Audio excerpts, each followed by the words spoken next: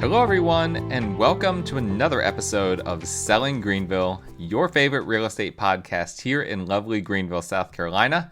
I'm your host as always, Stan McCune, realtor right here in Greenville, and you can find all of my contact information in the show notes if you need to reach out to me for any of your real estate needs in the Greenville area or even outside the Greenville area where I can tap into our network of realtors that I work with. Please let me know. Contact information in the show notes. If you're listening on Apple Podcasts or Spotify, please leave a rating, leave a review, and subscribe to the show. It also helps if you download episodes, even if you just delete them right after you download. Different tricks like that help the show. If you're into that, I'd appreciate it. If you're watching on YouTube, and just FYI, there's not going to be any screen sharing or things of that nature in this episode, but if you happen to be watching on YouTube, which I appreciate, please go ahead and like the show, leave comments if you'd like. Subscribe to my channel. You can just look up Stan McCune on YouTube and you'll find me. Don't look up Selling Greenville. That'll take you to the wrong place. Look up Stan McCune on YouTube. Look up Selling Greenville on Apple Podcasts. I'm sorry that's confusing, but that's just the way it is for right now. But I have all of my content now that I am recording on both platforms. So please, to help the show, if you can just do those few things, I would really appreciate it. Today, I want to talk about new construction because there has been a lot of misconceptions, I feel like, when it comes to new construction. And I think maybe I have muddied the waters a little bit with some of just maybe some comments I've made in passing on the show and various things. But new construction is really, really important right now. And it's an important thing for us to talk about because a huge percentage of inventory right now is new construction by production builders. And when I use the term production builders, here's what I mean. For a lot of people, they're going to imagine cookie cutter neighborhoods, and those are production builders typically. But a production builder, it is not necessarily they're not all exactly alike when it comes to how cookie cutter their neighborhoods are, right? But at the end of the day, a production builder is a builder that doesn't do custom homes. They do homes at scale. So they might have somewhere between 5 and 10 different types of homes that they're building in a neighborhood, and a variety of different options that they can do within those homes. But at the end of the day, it's restricted. You can't just go in with a floor plan to a production builder and say, hey, I want this floor plan.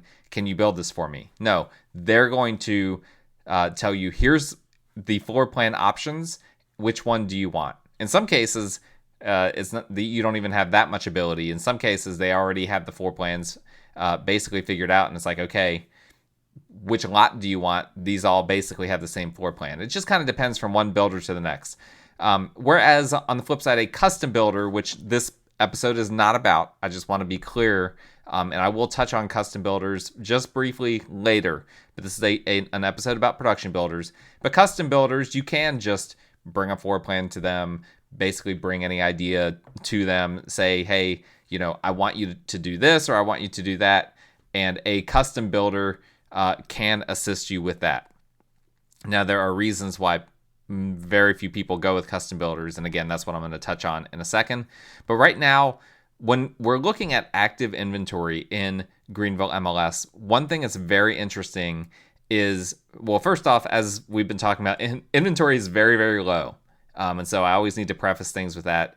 I've been checking routinely, like how many active listings we have in Greenville MLS. It's usually around 2,600 is what we've been seeing the past few weeks, 2,600 active listings. Of those 2,600, roughly 1,400 are new construction. So over half of the active inventory is new construction. So that means that active homes, homes that are resales, we'll just say that rather than active homes. It's not really a good definition, but resale homes as opposed to new home sales only make up about 1,200 of the current active listings. That's a very, very low number because it's not uncommon in Greenville for us to have 1,200 closings in a month. Now, I don't know how uncommon that'll be this year, but going back the past several years, there have been several months that we've been at or well exceeded 1,200 closings. So there are fewer resales on the market right now than there are what would have been a typical month of closings in the Greenville market, which is crazy. So these the current inventory, which is very low, is dominated by new construction. Over half of the current inventory is homes that are being built by mostly production builders. And so we need to talk about this, and we need to clear out and clean out some of the waters that might be muddy when it comes to these builders, because the reality is people that are looking to buy this year, they're looking to move, whatever the case may be, at the end of the day, over half the homes that pop up in their search are likely to be new construction, depending on your search criteria.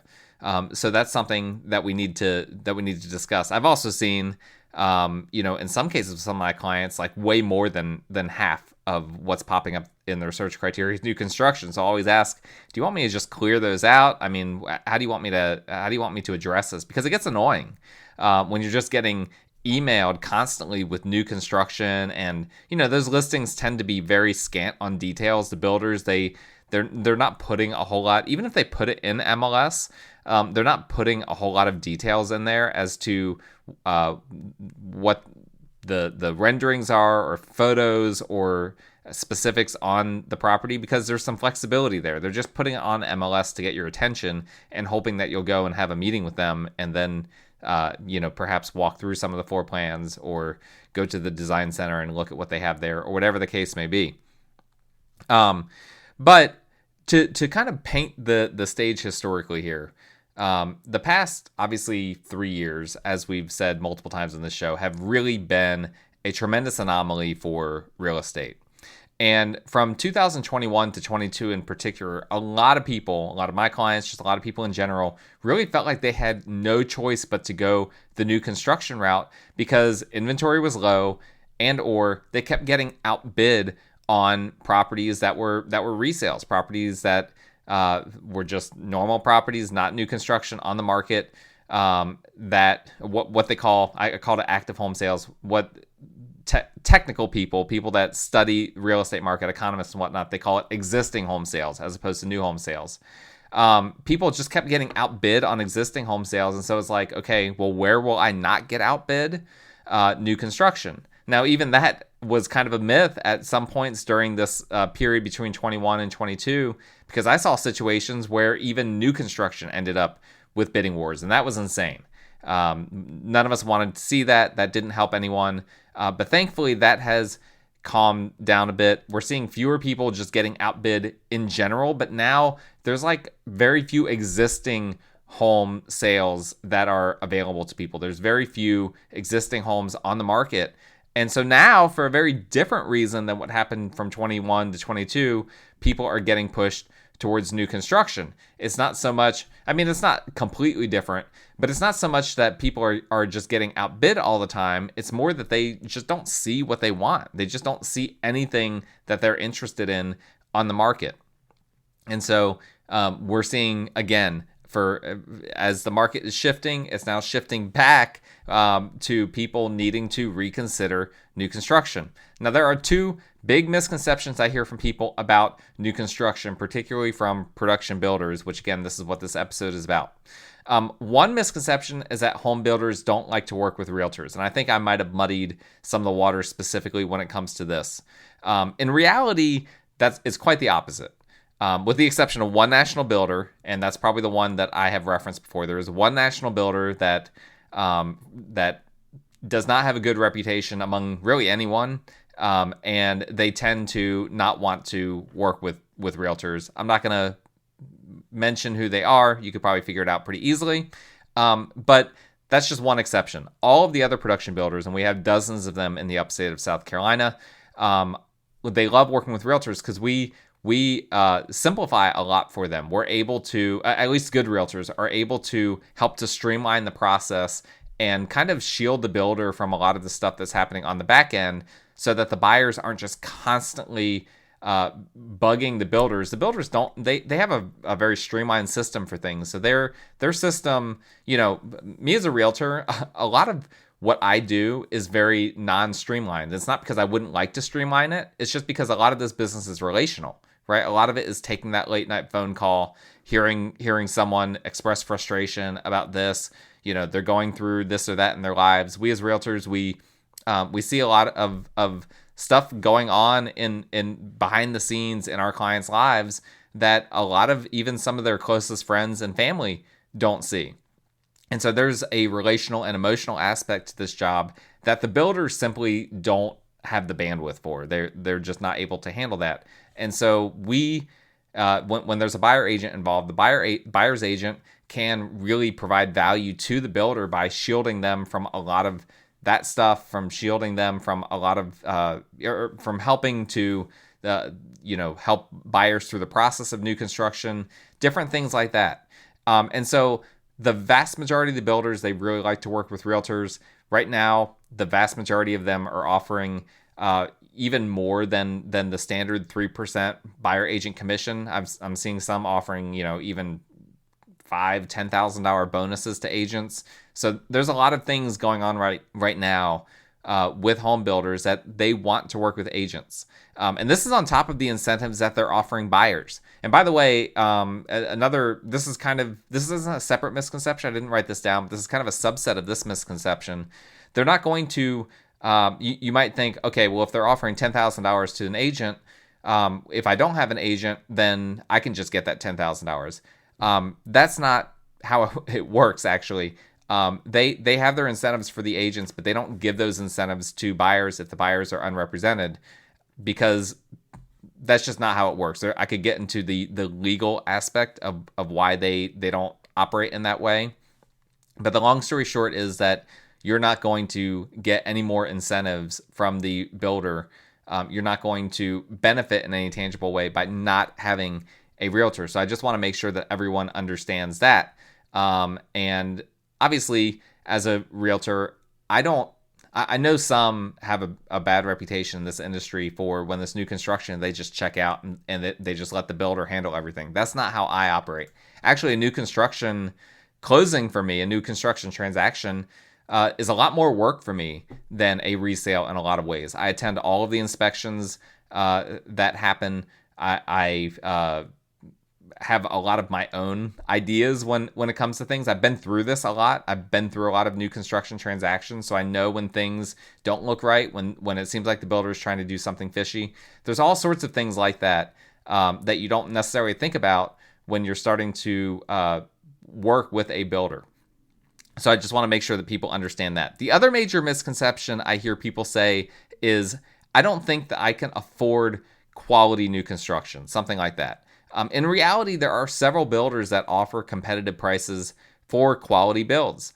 The biggest thing you have to come to grips, though, is that these homes, as I've already said, they will look very cookie cutter, and there's a good chance that they will have very small yards, which is something I'm going to come back to here in a little bit. So that's just the reality of the situation. The more cookie cutter things go, the cheaper it is, right? Because the builder can streamline things, they can buy things in bulk, they can make everything look the same. It's easier from a labor standpoint, that the subs, they're just doing the same thing over and over and over again, so they become very efficient. Whereas the builders that have more of a custom look to their homes and to their neighborhoods, obviously the price point then goes up. You have a more expensive community at that point. So that's just something to keep in mind. So let's look at some numbers here. And again, if you're just listening to this, I'm not flashing any of these numbers on YouTube for this time, because I'm just not getting into a ton of numbers in this episode. But I want to look back kind of before this weird dynamic changed, where so much of new construction, so much of existing inventory was new construction, or where just buyers found that they just had a difficult time getting existing homes under contract. So let's go back to 2020, which was obviously when the market shifted from pre-pandemic into a pandemic market. But before things got really, really crazy. I mean, they were crazy, but they weren't as crazy as they got in 2021. In 2020, there was, and I'm going to reference some numbers that I pulled myself from Greenville MLS. Just know that there's always off-market transactions that happen. There's also a few different ways to pull these numbers. So, if you were to pull them, you might pull them slightly differently, but at the end of the day, it should be pretty accurate. No matter how we polled them, we should be able to come to the same conclusions. I just want to make sure everyone understands that. But in 2020, there were 3,120 new construction homes sold in Greenville MLS. The median price point for these homes was about $250,000. And that's in contrast to existing home sales, which there was a lot more existing home sales. I don't have that number right in front of me, but the median price point was $229,000. So new construction median price point was $21,000 higher than existing home sales. Now, how does that compare to the past 6 months? Which, by the way, that's a difference of what? I think 9%. Okay, so new construction is 9% more expensive than existing home sales. The past 6 months, there have been 2,105 new construction homes sold.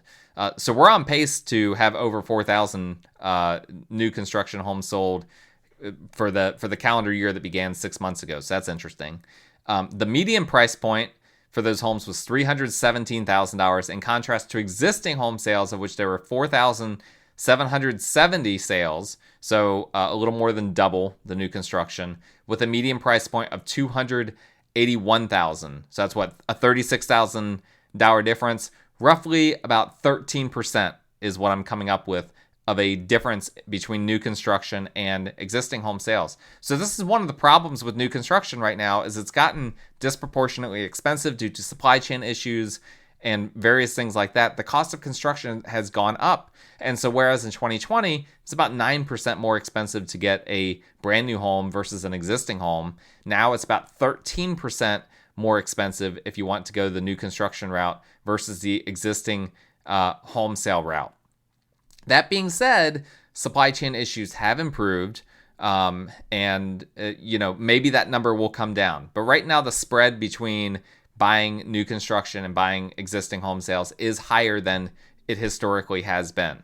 Now, I will say one of the biggest challenges the past 2 years has been timelines for new construction, because of all these different supply chain issues, because of government agencies being backed up. When I had one closing that was heavily delayed because of needing to wait for Duke Energy to do some electrical inspections and to make sure the electricity was set up correctly and all of that.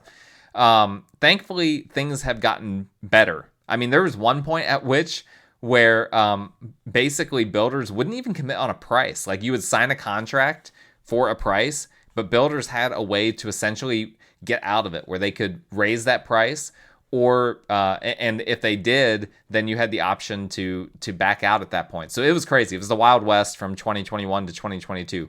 Thankfully, that has calmed down, where home builders knew that was not popular. People did not like that. As soon as they were able to kind of stabilize their construction process post-pandemic, then they started to get rid of that. I don't know of any home builders right now that are like that. They're also much more, and their timelines were really hard to hit. Like, you just didn't know when closing was going to happen.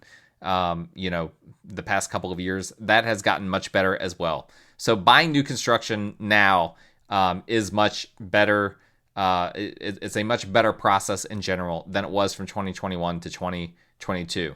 And so for those looking to buy, I really do think that new construction is a good route to go. It's something that should be seriously considered. Now, the process is obviously much different than buying an existing home.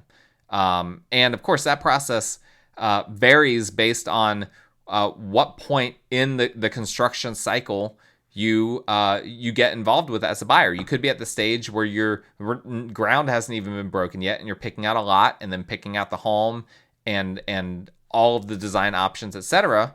Or you may be all the way at the end where the home has already been built. It's what we call a spec home, and you're walking through it and deciding if you want to buy that spec home, or maybe there's another one that you want to look at that you want to buy. So you could enter at any stage in that process, and I've helped clients at all stages of the new construction process.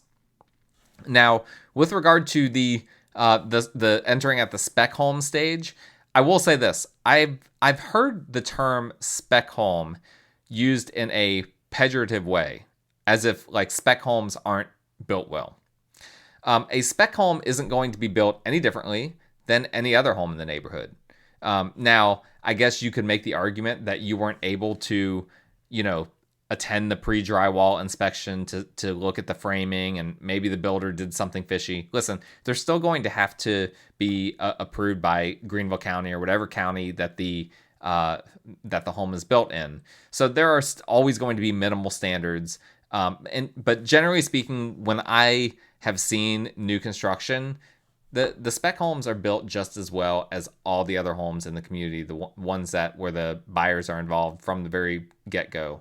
So I don't like to use the term spec home as if that refers to a home of lesser quality than others. I just want to throw that out there. Now, one thing that's different, let's say that you bought new construction 5 years ago, and now you're considering doing it again. You need to be aware that home builders have become pushier and less flexible the past few years. Now, this is where a good realtor can add value, especially given that you shouldn't have to pay anything extra to have a buyer's agent assist you. A good realtor can navigate, okay, are there some things here where the builder might be able to be a little bit more flexible on? And maybe there's a modification that the builder is pushing back on, that the realtor is able to help the builder realize, hey, let's just do this. This is not going to be difficult. You guys have done these kind of modifications in the past. Let's just go ahead. Let me talk to the project manager. Whatever needs to happen, so that we can go ahead and get this done. Me as an agent, that's a big part of what I do in the new construction process. However, it's become less and less that builders have diverted from just the standard things that they're doing. So you do need to be aware of that. It's harder to get special modifications now than it was, say, 5 years ago when you're talking about production built homes. Let's say that you want to move a wall on the back end. Let's say that you want to open up an opening, from one room to another. And it's like you want the builder to just, maybe they're not willing to open up that doorway or that entryway the way you'd like them to, but you're like, well, maybe just don't sheetrock it, or maybe just leave this out or that out. Sometimes you'll run into issues where the builder can't get a certificate of occupancy if they do that type of thing. So you'll run into stuff like that as well. So you just need to be aware that for these production built homes, builders used to be willing to make modifications to take ideas from buyers and try to implement those ideas within reason. That's happening less than it was in the past, but it's more likely to happen if you have a realtor on your side than if you're just by yourself. It makes sense, right? At the end of the day, production builders, the way they make money is by building at scale, right? So they are building a bunch of homes that use essentially the same materials, and then they're able to sell things cheaper. And that's what we've already talked about. That's why the ones that are more custom, they have to charge more, because the more custom things go, the more expensive the whole process is. Now, all in all, from what I'm hearing and seeing, is that home builders are doing much better now than they were a few months ago. They got crushed when these interest rates went way up, and they really had to change some things, because it was like they had already kind of had a damaged reputation from the pandemic, from all of these stunts with changing prices and taking forever to finish new construction, all of that. Well, that has gone away for the most part, but the stigma is still attached. And then you've got on top of that these mortgage rates going up. So what home builders have done that seems to have worked is they've started buying down buyers' rates and offering, in some cases, I've seen, the first year your rate is maybe 3.99%. Second year it's 4.99%, and then from year 3 on it's going to be 5.99%. Whatever the case may be, I've seen different things like that, and those incentives have really helped people that now they're looking at the gap between what it costs for new construction and what it costs for existing home sales. It's 13% higher. But then when you factor in, well, these next 2 years, my mortgage rate is going to be much lower than it would be if I bought an existing home sale. Maybe it actually makes sense to go the new construction route. And then in a couple of years, in theory, interest rates will be lower. And then I can refi at that point, hopefully, before I get completely locked into this higher rate. And a lot of people are just in a situation where they have nowhere else to go. Again, inventory is so low right now, and so that's helping to push buyers towards builders that otherwise wouldn't be looking at new construction at all because they prefer not to go through all that process, or whatever the case may be. They would prefer to avoid new construction. So, with all of that in mind, should you consider new construction if you're a buyer in this market? I've already alluded to it, but I think you should, especially, they're offering so many different things right now because they've got all of this inventory that they started prior to these mortgage rate increases, and all these neighborhoods they started prior to these mortgage rate increases. They need to move some of these homes.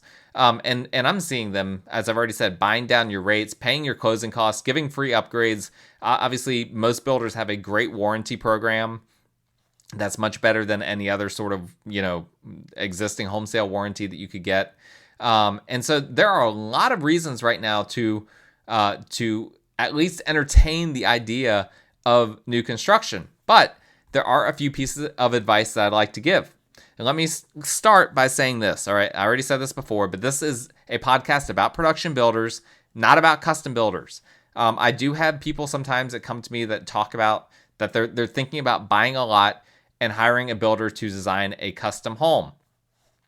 That's totally fine, and I can help people with that as well, because I know custom builders as well. But you need to be aware that this is going to be expensive, right? Having a custom home built, it's way more expensive than having a production home built, and it can be just challenging to find a builder willing to do this.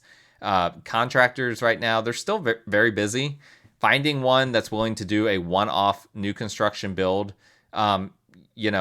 particularly if you're budget conscious. Now, if you're looking for a more expensive home, for this market, 800, 900,000, million, you're going to have more options. But if you're looking to build something for less than 500,000, good luck. There's just not a lot of builders out there that are doing that aren't in the production builder world.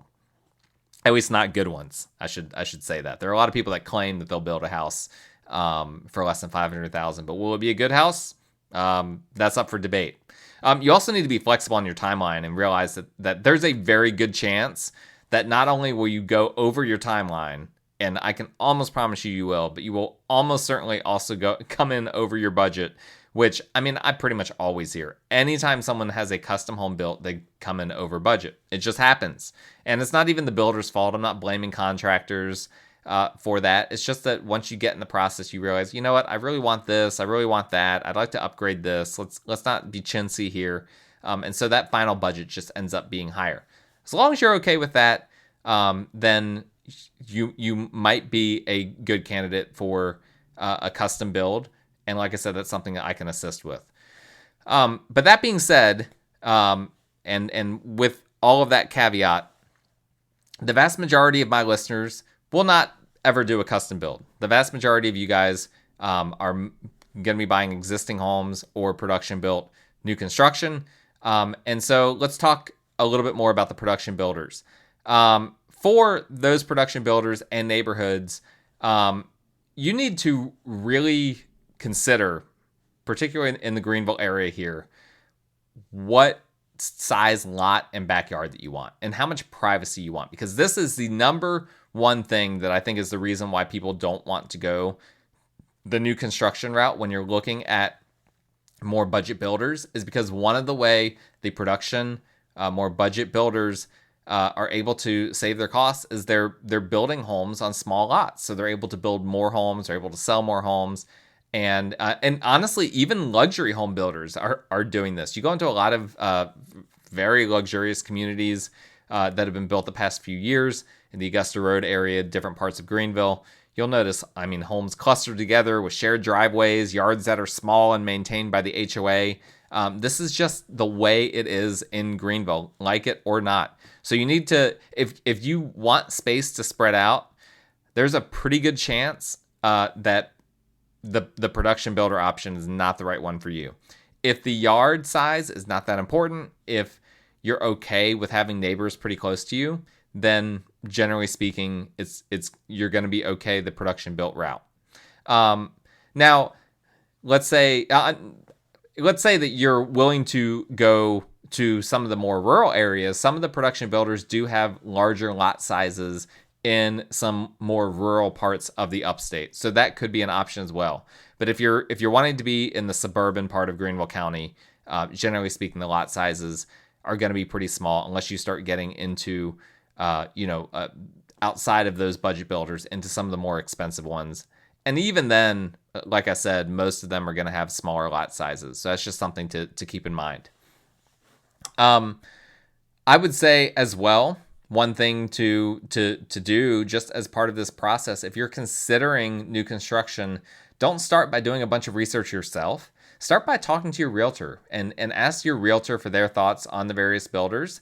Realtors can provide a lot of valuable information when it comes to what these builders have done and just like what their reputation is, generally speaking. But also keep in mind that a realtor who's just had a one-off experience with a builder may have experienced an anomaly. I mean, the past 3 years have been super weird for new construction.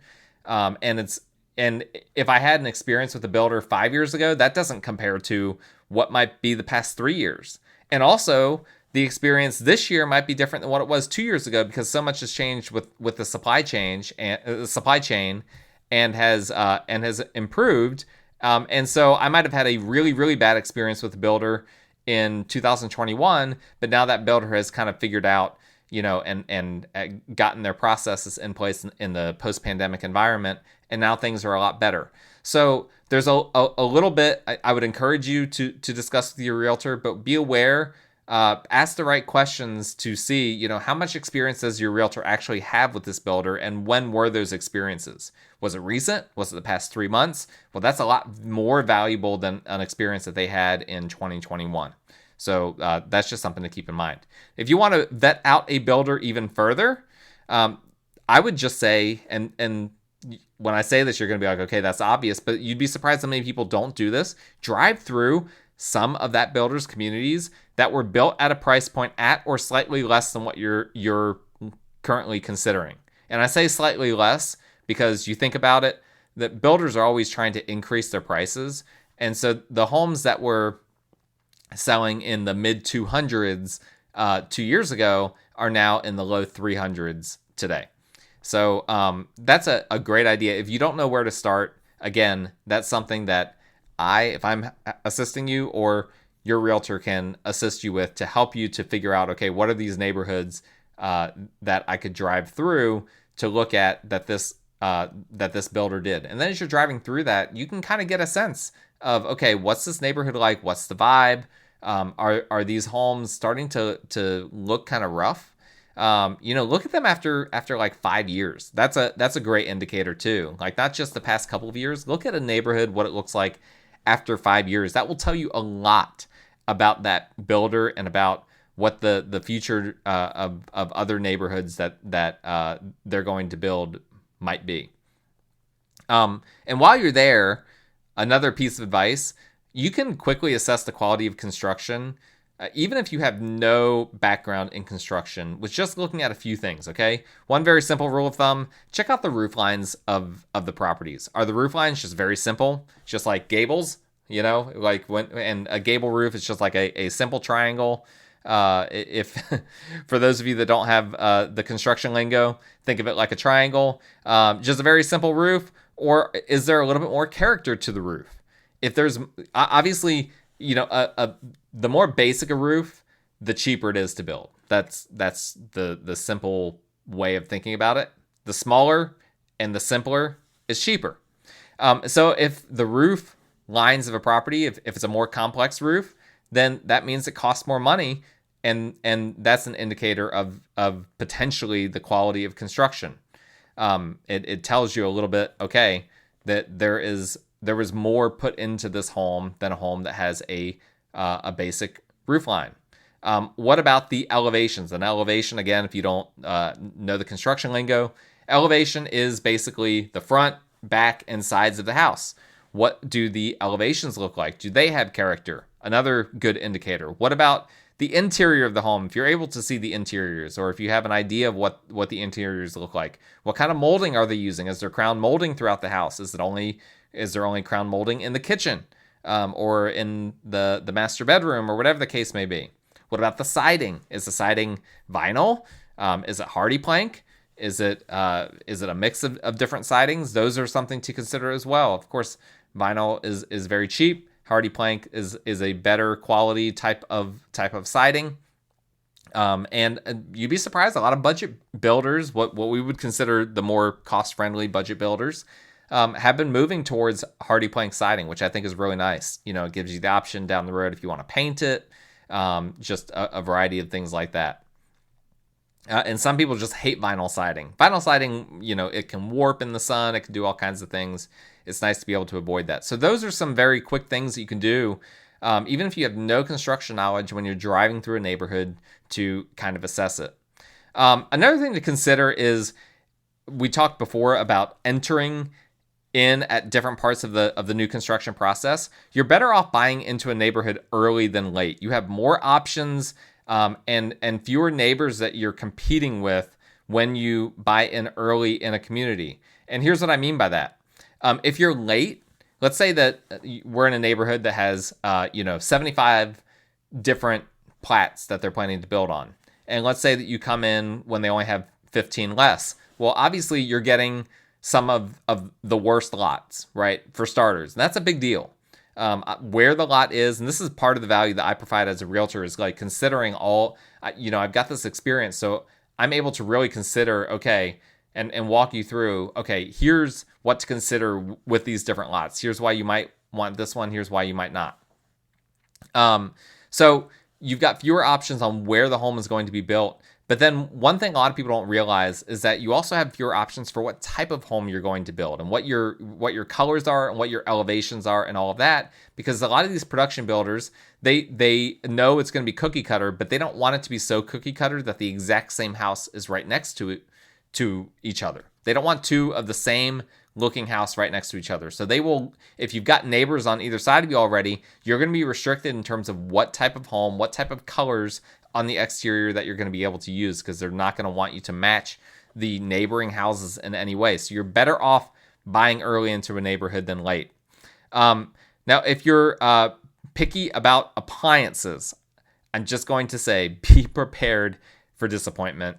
Appliances in production built homes are always skimped on. That is just the reality of the situation.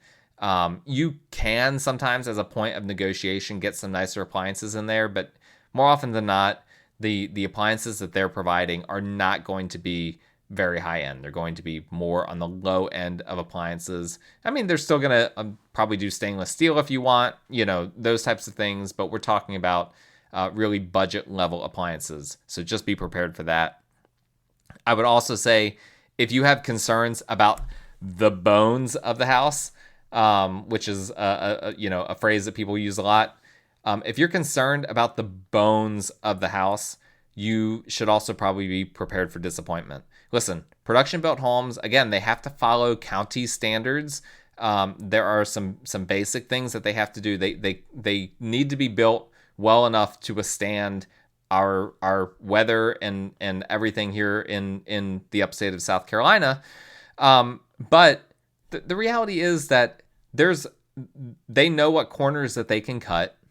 And there's a lot more corner cutting now than there was 50 years ago. So if you're comparing a new construction production built home to the home that your grandfather built 50 years ago, the bones of the home are not going to be as good.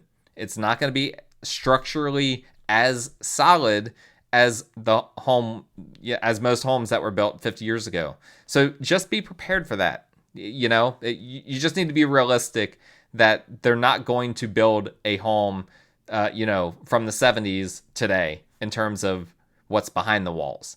And I've run into that, as you can probably tell by listening. I have run into that a few times. People that are really picky about the bones of the house are oftentimes disappointed when it comes to these production builders.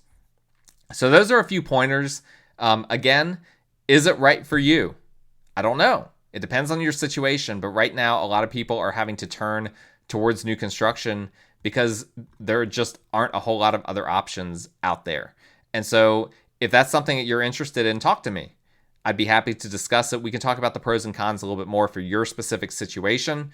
And if you want to do that, my contact information is in the show notes. I'd love to hear from you guys. I'd love if you could rate, review, subscribe, like, comment, all of these things, whatever platform you're watching or listening to this on. I appreciate you guys and for all the support you give. Thank you for listening or watching. We will talk again next time.